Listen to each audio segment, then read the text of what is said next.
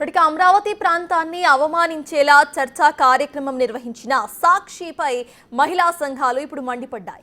విజయవాడలో సాక్షి ఆఫీస్ ముందు ధర్నాకి దిగారు. వాళ్ళు గేట్లు ఎక్కి లోపలికి వెళ్లేందుకు ప్రయత్నించారు. అమరావతిని అవమానిస్తే చూస్తూ ఊరుకోబోమని హెచ్చరించారు.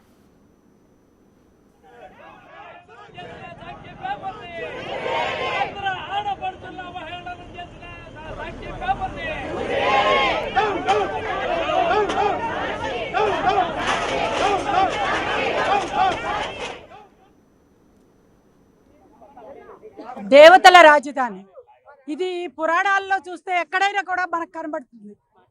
కానీ ఆ రోజున చారిత్రాత్మకంగా చూసుకున్నా, వాణిజ్యపరంగా చూసుకున్నా, సస్యశ్యామలంగా చూసినా అమరావతి విరాజిల్లింది ఆ రోజు నుంచి ఈ రోజు వరకు కూడా. కానీ గత 5 సంవత్సరాలలో చరిత్ర మారింది. గత 5 సంవత్సరాలలో మరి జగన్మోహన్ రెడ్డి గారి ప్రభుత్వంలో విధ్వంసాన్ని సృష్టించింది. ఆనాడు మరి ఎవరైతే త్యాగాలు చేసి 33,000 ఎకరాలని భూమిని అమరావతి కోసం, ఈ రాష్ట్రం కోసం, రాజధాని కోసం వాళ్ళు త్యాగాలు చేశారో వాళ్ళందరూ కూడా విపరీతమైన దెబ్బలు తిన్నారు. రోడ్ల మీదకి ఈడ్చారు. వాళ్ళు తినే అన్నంలో ఇసుక పోశారు. అన్ని రకాల విధ్వంసాన్ని వాళ్ళు సృష్టించారు. మరి ప్రతిపక్ష నాయకుడుగా జగన్మోహన్ రెడ్డి ఆ రోజున అసెంబ్లీలో ఒక మాట అన్నాడు, 33,000 ఎకరాలు కనీసం ఉండాలి, అమరావతి రాజధానిగా నేను ఒప్పుకుంటున్నానని. తీరా ముఖ్యమంత్రి అయిన తర్వాత మాట మార్చి మరి 3 రాజధానుల పల్లవందుకుని మరి దారితో ఊరుకోకుండా ఆ రోజున మహిళల మీద దమనకాండను ఏ రకంగా చేశాడో మనందరం కూడా చూసాం. అటువంటిది ఈ రోజున ప్రజలందరూ బుద్ధి చెప్పారు, ఇలాంటి ముఖ్యమంత్రి మాకొద్దు, అభివృద్ధి అనేదే మర్చిపోయి ప్రజల మీద దమనకాండను చేసి ముఖ్యంగా అమరావతి మహిళల మీద విపరీతమైన ట్రోలింగ్స్ చేయటం, వాళ్ళని నానా రకాలుగా హింసించటం, వీటన్నిటి మీద ప్రజలు విస్పష్టమైన తీర్పిచ్చారు. కేవలం 11 సీట్లతో సరిపెట్టినా కూడా ఇవాళ బుద్ధి రాలేదు. మరి జగన్మోహన్ రెడ్డి గారికి, ఆ ప్రభుత్వానికి విద్వేషాన్ని ఎగజెంబుతున్నారు. దానికి కారణం ఇవాళ గూగుల్, TCS లాంటి సంస్థలు వెల్లువలా ఇవాళ అమరావతి వైపుకి వస్తున్నాయి. అది వాళ్ళ కంటకంగా మారింది. వాళ్ళు విషం చిమ్ముతా ఉన్నారు. మరి ఆ విషాన్ని ఎలా చిమ్మాలి అనే దానికి ఈ రోజున ఒక విధానాన్ని నమ్ముకున్నారు. ఆ రోజున అమరావతి ఆడవాళ్ల మీద ఏ రకంగా దమనకాండం చేశారో ఇవాళ మళ్ళీ వాళ్ళని మరి ఎన్ని మాటలతో మేము మాట్లాడలేము. మరి వాళ్ళ జర్నలిస్టులని చెప్పుకునే వాళ్ళే వ్యభిచారులుగా మారిపోయి మాట్లాడుతూ ఉంటే ఇంకా మహిళలు మేమేం మాట్లాడతాం? మహిళల మీద మరి ఒక నింద వేయాలంటే ఇది ఒకటేనా ఉన్నది? ఆ రోజున స్వాతంత్ర ఉద్యమంలో మహిళలు పాల్గొని భారతదేశానికి స్వాతంత్రాన్ని తీసుకొస్తే చరిత్రలో వాళ్ళ పేర్లని సువర్ణాక్షరాలతో రాశారు. మరి ఈ రోజున మన ఆంధ్ర రాష్ట్రానికి ఒక రాజధానిని తీసుకొచ్చిన అమ్మలు, మహిళలు, వాళ్ళని ఏ అక్షరాలతో రాయాలి? అమృతాక్షరాలతో రాయాలి. మరి పురాణాల్లో దేవతలతో పోల్చాలి. కానీ ఇక్కడ ఉన్నది ఎవరు? మనుషులు కాదు కదా, వీళ్ళు రాక్షసులు. కాబట్టి రాక్షసులు రాక్షస భాషే మాట్లాడతారు. కాబట్టి వాళ్ళ భాష అదే. మళ్ళీ ఇంకొకసారి రాష్ట్ర ప్రజానీకానికి, దేశం మొత్తానికి మా భాష ఇదే, మేము చేసేది విధ్వంసమే, మేము అభివృద్ధిని 2 కళ్ళ మేము చూడలేము, మాకు తెలిసింది ఇదే అని మళ్ళీ చెప్తా ఉన్నారు రాష్ట్ర ప్రజలందరూ. ఇవాళ ఇది కేవలం అమరావతి మహిళల మీద విధ్వంసం కాదు, రాష్ట్రాన్ని నాశనం చేయటం కోసం ఆంధ్ర రాష్ట్రానికి వచ్చే మరి సంస్థల్ని, గూగుల్ లాంటి సంస్థల్ని, TCS లాంటి సంస్థల్ని, వీటన్నిటినీ కూడా వస్తూ ఉంటే వాళ్ళకి విషం చిమ్మటానికి, మరి దీన్ని పాడు చేయటానికి వీళ్ళు చేసిన కుట్ర. ఇది ఈ రోజున రాష్ట్రం మొత్తం గమనించాలి.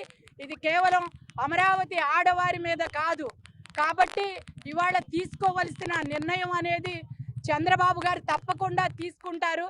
ఇప్పటికే మహిళల్ని మాట్లాడిన వాళ్ళు ఏ రకంగా శిక్షలు అనుభవిస్తా ఉన్నారో ప్రజలందరూ కూడా చూస్తున్నారు. కాబట్టి ఎప్పుడు ఏ సమయానికి ఏ రకంగా నిర్ణయం తీసుకోవాలో రాజ్యాంగబద్ధంగా తప్పకుండా చంద్రబాబు గారు చేస్తారు. మీరు మాత్రం రాష్ట్ర ప్రజలందరూ కూడా, ఇది కేవలం అమరావతి మహిళల మీద కాదు, రాష్ట్రంలో కాదు, దేశంలో కాదు, ఈ భూమి మీద ఉన్న మహిళలందరి మీద వీళ్ళ విధానం ఎలా ఉంది అనేది మీరందరూ తప్పకుండా గమనించాలి. కాబట్టి రాబోయే రోజుల్లో వాళ్ళు రోడ్ల మీదకి వస్తే ఏ రకమైన చెంప దెబ్బలు ఇవ్వాలో, చీపురు కట్టలతో కొట్టాలో, మహిళలందరూ కూడా చెప్పు దెబ్బలు ఇవ్వాలో ఆలోచించుకోండి. మరి జర్నలిస్టులు అంటే ఇవాళ 4 స్తంభాల్లో ఒక స్తంభం అని మనం అనుకుంటాం. కాబట్టి జర్నలిస్టులందరూ కూడా ఈ రోజున మరి ఒక మహిళని అవమానిస్తే, మహిళ ఆత్మాభిమానం దెబ్బతింటే రాజ్యాలే కూలిపోయినాయి.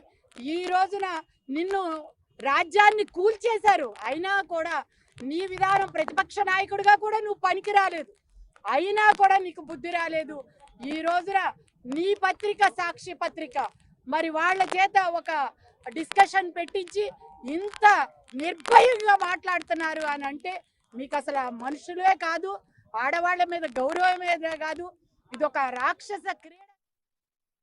గత 3 రోజులుగా కృష్ణంరాజు అమరావతి వేసిల అమరావతి అని చేశాడు. ఆ రోజు నుంచి 3 రోజుల నుంచి కూడా రాష్ట్ర వ్యాప్తంగా నిరసనలు వెల్లువెత్తుతా ఉన్నాయి. ఈ రోజు ఉమ్మడి కృష్ణా జిల్లా మహిళలందరూ కూడా పెద్ద ఎత్తున మరి ఇక్కడ నిరసన వ్యక్తం చేయడానికి మచిలీపట్నం పార్లమెంట్ నుంచి కూడా పెద్ద ఎత్తున మహిళలు ఇక్కడికి తరలి రావడం జరిగింది. ఏదైతే మరి ఇవాళ మేము ఒకటే చెప్తున్నాం, జగన్ కన్నా పెద్ద రాజకీయ వ్యభిచారి వేరొకరు లేరని చెబుతా ఉన్నాం. జగనే పెద్ద రాజకీయ వ్యభిచారి, దాని ముందు ఇవన్నీ కూడా దిగదుడిపని చెబుతున్నాం.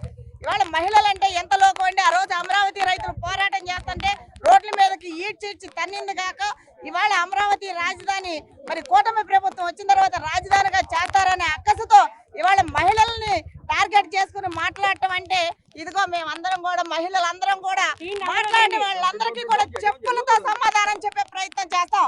రోడ్ల మీదకి వస్తే మాత్రం ఖచ్చితంగా చెప్పులతో దెబ్బలు తింటారని కూడా హెచ్చరిస్తా ఉన్నాం. ఖచ్చితంగా మీరందరూ క్షమాపణ చెప్పాలి. మీ సాక్షి పత్రిక ఏదైతే తప్పుడు రాతలు రాస్తా ఉందో, సాక్షి ఛానల్లో మీరు ఎలాంటి తప్పుడు కోతలకి మహిళలపై మాట్లాడేదానికి మీరు ప్రోత్సహిస్తా ఉన్నారు. మీ సాక్షి ఛానల్ కూడా మీరు బ్యాన్ చేయాలని మేము మహిళలందరూ కూడా డిమాండ్ చేస్తున్నాం. సిఎస్ ఇదే ఇష్యూపై పూర్తి డీటెయిల్స్ మా ప్రతినిధి శివ అందిస్తారు. శివ చెప్పండి, ఇటు అమరావతి సాక్షి ఆఫీస్ దగ్గర నెలకొన్న ప్రెజెంట్ సిట్యుయేషన్ ఏంటి, అక్కడ అప్డేట్స్ ఏంటి?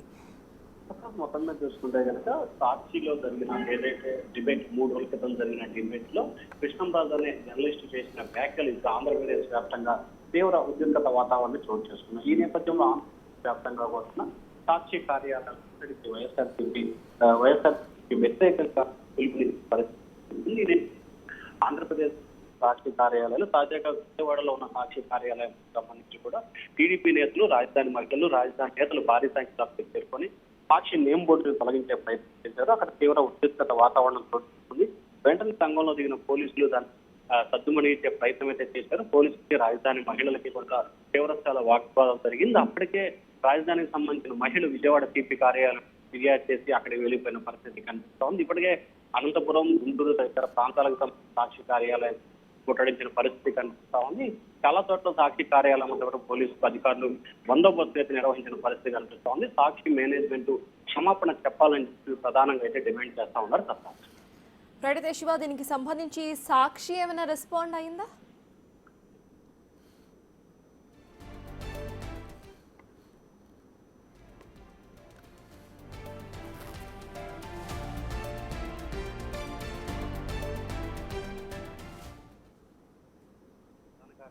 రామకృష్ణారెడ్డి కూడా మీడియా